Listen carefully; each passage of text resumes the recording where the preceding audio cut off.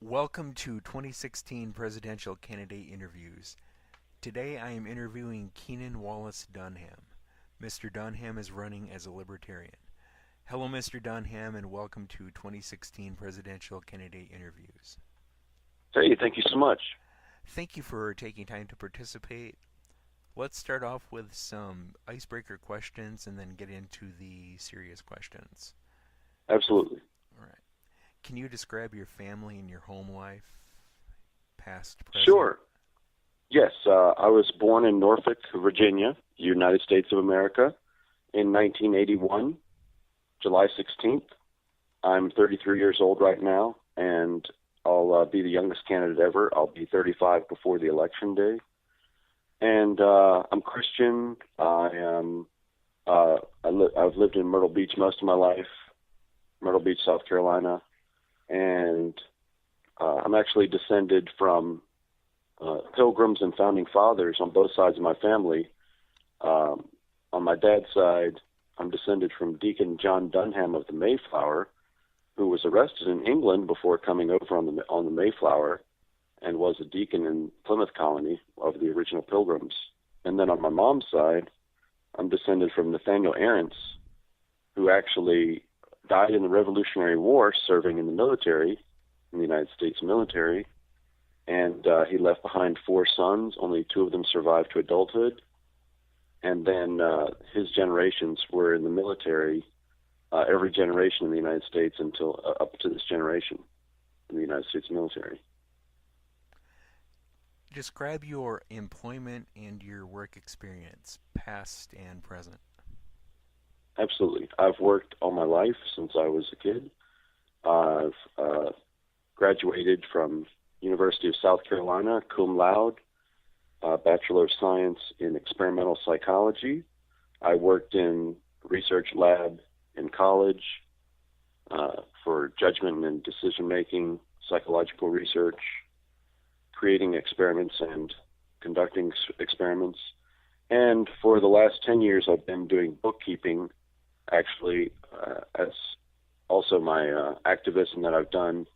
I also worked on Dennis Kucinich's presidential campaign in 2004 as a campus liaison in Chicago for University of Chicago, working on his campaigning for him for president. What are your hobbies and interests? Absolutely reading and writing. I love to write, and I have some of my own books planned, some nonfiction and fiction. I enjoy sports, basketball, soccer, baseball. I've lived at the beach most of my life, and I love the beach. And I love activism. I love helping people, whether it's doing simple good deeds or whether it's speaking the truth for all Americans or all people.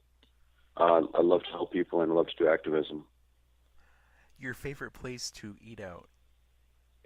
Probably be Italian restaurant, just like a small family-owned Italian restaurant wherever I'm at. Do you have any fast food joints, any dirty little secrets you like to pull into a drive-thru and get some very bad for you food? Oh, yeah. I don't really have a favorite fast food place, no. All right. How about any favorite junk food? Chips, candy bars, anything like that? I guess pizza. Definitely pizza. Favorite TV shows and movies?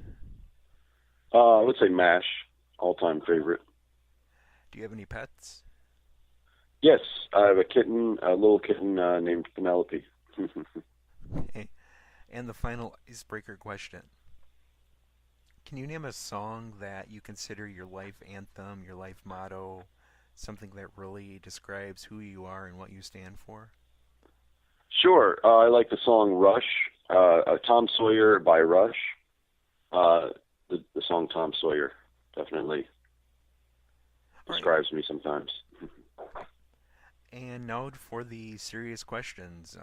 The number one question, why are you running for president? Sure. I've thought about this for a number of years. I've actually been involved in politics for 10 years and studied this in depth for 3 years, planned out running when the elections began in 2012. I really thought that I would like to run this time and looked at all the parameters, and also my age is appropriate. I'll be the youngest candidate. But basically, I want to serve the United States. I would love to serve this country. I would do anything for this country. I would die for this country. I love the United States very dearly, and I'm very passionate about this. I've planned out my campaign. I want to work 24/7, whatever I'm doing, to serve the United States. And I've come up with basic tenets and ideas of my campaign that I'll campaign for those ideas no matter what. So I'll run for president, but the whole time I'll be campaigning for example, legalization of hemp and marijuana throughout the United States, and I'll be campaigning for that. Or eliminating personal income tax, I'll be campaigning for that in the United States.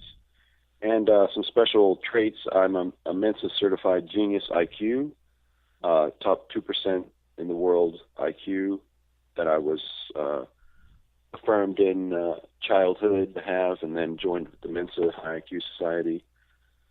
And also, I'm the youngest candidate ever, absolutely the youngest candidate ever. Right now, I'm only 33 years old. I'll be 35 before the election, 4 months before the election, 2016.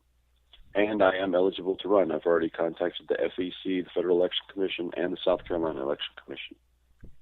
Other than your mentioned Mensa and IQ rating, are there any other unique abilities you would bring to the office of president? Well, yes, I did want to say I think that me being young and just starting in this from an activist point of view, I have the quality and the ability to say that I have no Washington ties. I don't have any ties to lobbies. I'm unbeholden to any corporation or Washington lobby, and I'm apart from the corporate and Washington, D.C. structures. I'm an outsider and very passionate and knowledgeable about this, so that's definitely a good quality.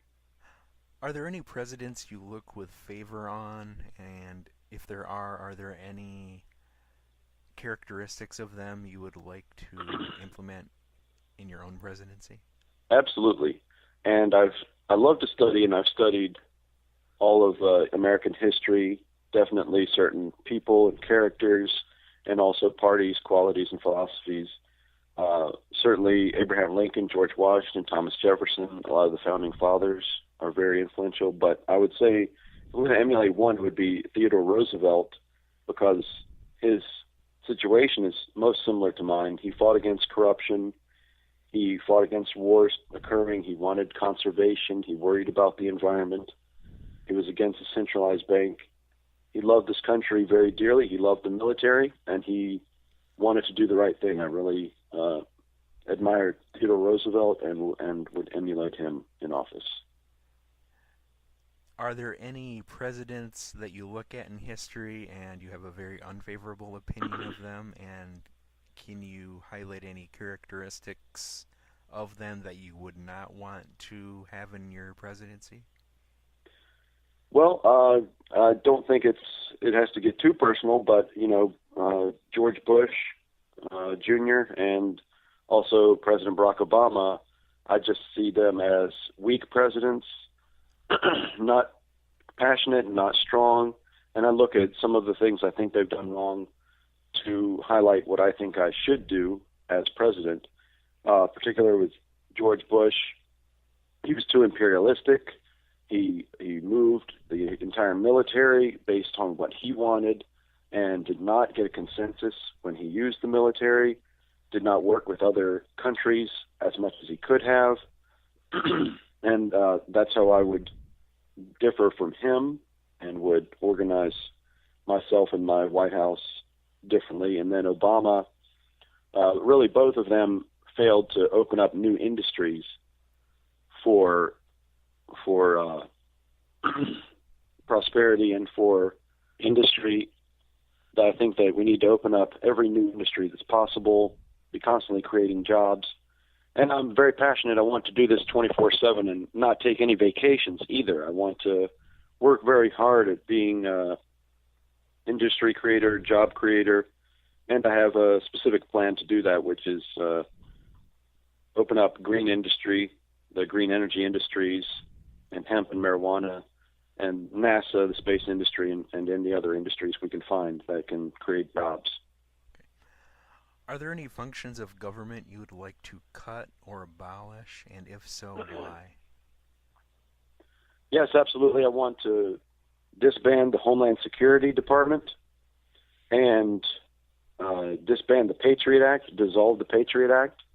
I believe that the Constitution is the legal parameter with which we're supposed to be operating the government, and since the Patriot Act goes against the Constitution, and we did not change the Constitution, the Patriot Act I don't think is legal, where you operate outside a warrant. I think we don't need to do security without warrants.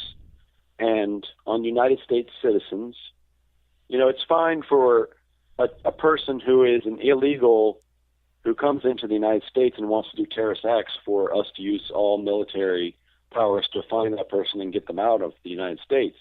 But for U.S. citizens, we need to keep the warrant process. And I also think that my presidency will benefit from the actions in Iraq being largely over and the actions in Afghanistan being largely over. I think that terrorism has not occurred in 10 years inside the United States, and we can go ahead and take away the Patriot Act and go back to using regular warrants for United States citizens. And I would close Homeland Security and move its personnel and resources either to the military or to the FBI where it's appropriate. Are there any areas of government you would like to add to or increase, and if yes, why? Yes, I want to fund, and I have a plan to fund, the Social Security Administration and the Veteran Affairs Administrations for 20 years to come. I think we need to get a surplus for those two branches of the government. We need to fund them completely each year, but we need to think about the future and have a surplus for them fully funded on into 20 years into the future, and keep it funded by, actually I would fund that by my tax that I would do.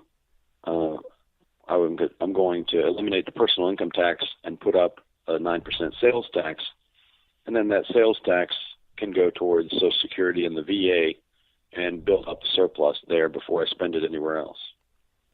Okay, you just went into taxes, and that kind of leads into my next question. Is there anything else on taxes you would like to discuss? Yes. Your stance on taxes? Absolutely. I believe that the personal income tax is not needed, and it's set up in an unfair way to the citizens, where we are prodded for money to fund the state, and we are analyzed and intruded upon via audits and personal information gathered.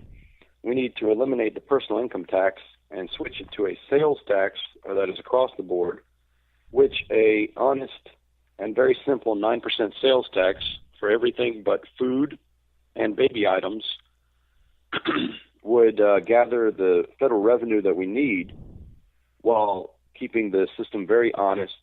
It will capture what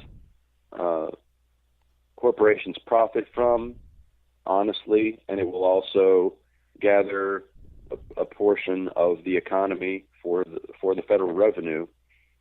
And then we can have the IRS working on something that does not gather personal information. There's many benefits to changing to a sales tax system that I want to talk to people about and teach its benefits to people. So basically, I would eliminate the personal income tax and enact a 9% non-food sales tax. Okay. Can you describe your stance on the abortion pro-choice issue? Yes, I personally, I am pro-life in my own belief that I would not have an abortion, but I believe that this is a tough issue, and it's not black and white sometimes when someone has to get an abortion. I really think that you need choice, and the choice of the mother and the doctor in this case. So I'm pro-choice as far as the government should not interfere with the medical needs of mothers. I'm absolutely pro-choice on what I would do with the government as president and stand with Roe v. Wade. But personally, I do pray for people who have to think about abortion. I'm a Christian, and I want to pray for them and have programs that are alternatives. There are alternatives, and those should also be out there. Adoption is an alternative. So, and personally, I'm pro-life. I would not want an abortion done on my own child either.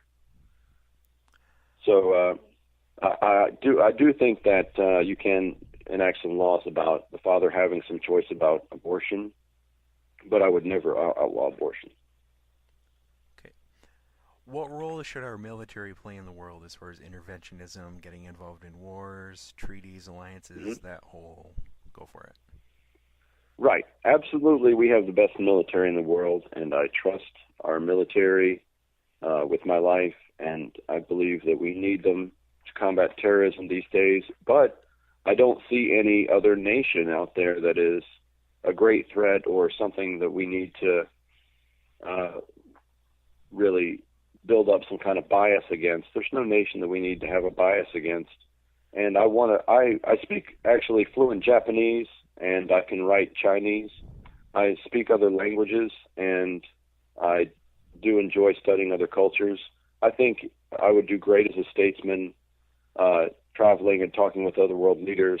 There are no countries that I want to bias against, and I would bring all countries into trade and regular relations with the United States. But the military should be used to prevent actions against the United States. We should not use it in an imperialistic or unilateral way to attack other countries or decide that we want to be in a war with another country before we bring other nations. Right now we have many allies. We don't need to do anything unilateral. And just for example, George Bush, the way he approached Iraq and Afghanistan, I would have got many other nations involved and punished criminally first Saddam Hussein and Osama bin Laden, and found them to be guilty, and definitely prolonged the process of sanctions before I would have gone in unilaterally. I think we never need to be imperialistic, and we need to use the military less. How would you handle immigration and border security? Right now we have a huge issue with the Mexican border, and I stand with Rick Perry, and I've tweeted him that I'm on his side as far as what he's been trying to do. I think he is being targeted politically with the current accusations against him, and we absolutely need to close the border with Mexico, and I would use the military and the National Guard to keep the border closed. And that is our sovereignty. We are absolutely obliged and obligated to do that. We as leaders, that's our duty, to keep the borders, to operate by the Constitution, to protect the people, and to grow and love our country and serve. And we need to go ahead and close the border with the military that we know can do that very easily, our United States military. That's what I would do, and I would also enforce all immigration laws that are currently on the books. How do you perceive the issues of race and discrimination in America? Do we still face challenges in that issue?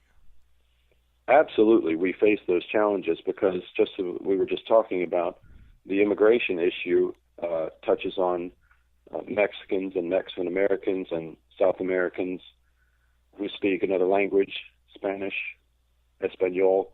Well, I have a degree in experimental psychology, and my expertise in the research I was doing was on stereotypes and racism. And I fully understand and have a good background in this, that we need to include all people.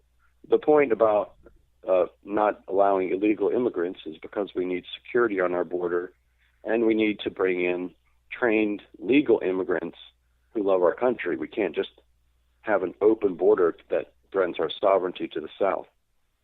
But definitely in my campaign, in my White House, and throughout the country, I'll encourage diversity. I actually have a background where, I grew up in a high school that was very diverse with lots of religions and cultures.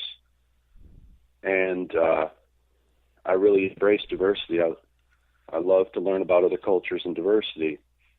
And as I studied racism and stereotypes, I've learned and I'm fully sure that you need to have interaction with all types of people to build your love of diversity and your ability to understand diversity. And I would encourage that in my White House and across the United States. What role should the federal government play in the health care? I would repeal the Obamacare Act immediately, day one, because I don't see it as helping anyone get health care or streamline health care. It's just throwing wrenches everywhere, and we need free choice for that. But one thing I do want to do is we have a great medical system and great doctors. I want to encourage their education and facilitate their education. Our doctors are wonderful, and our nurses are wonderful. They already are very hardworking. All they need is their education facilitated so it's not so expensive. And the system will flourish if we encourage more doctors and we take away that hindrance from them. I would actually forgive all school debt for first responders, police also, and doctors and nurses, for any school debts, college level that are 5 years or older. I would start there, and I would forgive school debts that are 5 years or older for first responders, doctors, and nurses.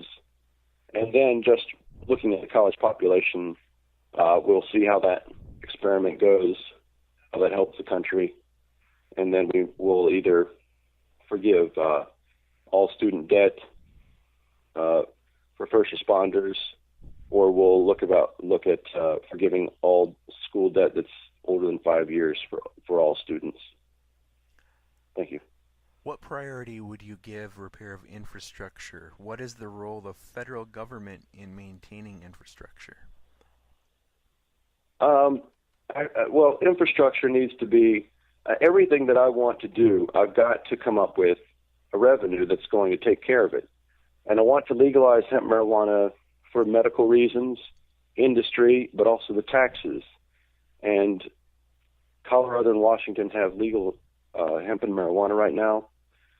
And millions of dollars are being gathered in tax revenue that are being used for schools, for example. We need to come up with the revenue source for anything we do, or something that's going to generate revenue in and of itself. So I think infrastructure, green energy is what we would want to focus on for infrastructure. And that's one of the main plans of my candidacy is to build up our green energy facilities, to encourage factories for green energy to be built, and to use tax incentives. So I would focus on green energy for infrastructure.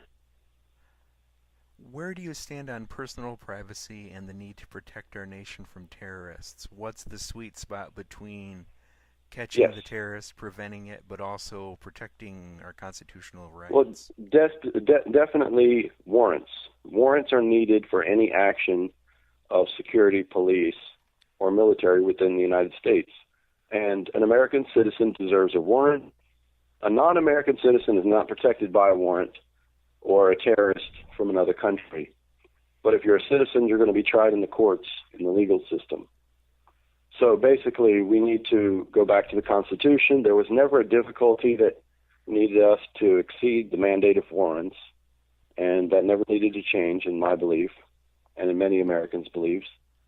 And we need to just bring back open courts, no more secret courts, and warrants for any action that security wants to do. That's not going to change very much at all for what they would do, because they would take maybe a few more days to get the warrant that they need, and then they'll still be able to do the same actions that they've been doing. Okay, the next question is not a litmus test. There's really no right or wrong answer, but the issue of religion and faith is important to a lot of voters. So with that in mind, what role does faith, religion, spirituality, etc. play in your life, and what type of role would it play for you as president? Absolutely, I'm Christian, and I consider myself just a plain Christian, not of any particular sect. I believe in God, and personally I believe Jesus is my Savior. But I enjoy all cultures and all religions, and I love to learn about other people's cultures. I have no qualms with anyone else, and I think we need diversity. Really, the more important issue, because I'm not going to push my religion in my campaign, is diversity. I want to be able to work with many other people of any particular secular or religious creed, and I also study those and try to understand those as well. We can always look for similarities, and the key to understanding diversity is to look for similarities between us and other people that we meet and encounter. And we're all humans. We're all of the human species, and really, deep down in our hearts, everyone is the same, and everyone can achieve and strive for the same things together, even. Thank you. Now is your chance to be a political forecaster. Can you predict two major problems facing our country in the future that no one else is really talking that much about? Absolutely. What would you do to prepare America for these unforeseen things? Absolutely. I think in politics we need to get away from ideology and not worry about beliefs. And just what we were talking about with diversity, we need to get away from dwelling on problems that don't affect the prosperity of the country. We need to go ahead and get into industry. And I think industry is what I would forecast as the most important part of the government, the plan, the United States, that everyone's forgetting. We need to create jobs. And the two major industries I'm watching are green energy economy, the green energy industry and industries, and the hemp and marijuana industry. And I want to legalize, cut red tape, encourage, and create a boom in both of those industries. I think if I do that, green energy will supply so much surplus of electric power that it will increase factory growth across all sectors and increase jobs in the green energy industry and in auto and many other industries, aerospace. And I have a very complex plan that's on my website that involves getting green energy up, legalizing hemp marijuana, getting our energy to a surplus level, and taxing the hemp marijuana, gathering that up, and then fueling a NASA program via the energy that I've created and the taxes that I've created. So the ultimate goal and the plan for the country for the next 50, 100 years will be space colonization. And I have YouTube videos about space colonization as well. So that's my plan. If you look at my website, I have a 4-point plan, which is green energy, legalize hemp, eliminate personal taxes, and revitalize NASA. And it works very well and flows very complexly together if you look at my website. Do you have the website is dunham2016.com, just to let you know. Do you have any weaknesses that might require you to call in assistants or advisors on certain issues? No, absolutely not. I love foreign policy. I love to learn about other countries. I speak other languages, speak fluent Japanese, and I can write Chinese. And I'm very encouraged to work on these specific plans with other countries as well. I want to discuss legalizing hemp and marijuana in South America so that those countries have a trade that they can use textiles from hemp alone or grow hemp and marijuana for us, for our markets. And there's a lot I want to work on. It's just so much I want to do. I'm just encouraged to get more and more accomplished all the time. Are there any other issues you would like to discuss? Basically, all the ideas in my campaign are free for anyone to use. I'm running on a campaign of ideas. It's like Sam Adams said, I want to set brush fires of freedom in the minds of men.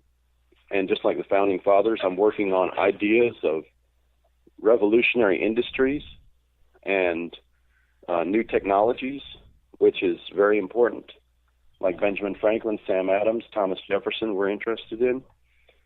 And this is something anybody can use in their local communities via propositions. If you want to change your state taxes, get rid of your state income tax, use any of my plans or analyze anything on my website, dunham2016.com, any way you want. And I'm just trying to spread the truth right now. All right. Do you have any closing remarks in 2 minutes or less? Can you tell us why we should vote for you? Please just check out my campaign, view my YouTube videos, talk to your friends about me. And I'm on Facebook, YouTube, searching my name, Keenan Wallace Dunham. I love my country dearly. I'm going to be working for the United States prosperity every way I can, all the time, looking for new ideas as well, other industries that we can open up. And please check out my website, dunham2016.com. Okay, Mr. Dunham, I would like to thank you for participating in the interview, and I would like to thank my listeners for listening to 2016 presidential candidate interviews. I'd like to encourage my listeners to check back in the future for more candidate interviews. For everybody, have a good day. Remember to keep informed, passionate, and most of all, keep involved. Thank you again, Mr. Awesome. All righty. Thank you so much.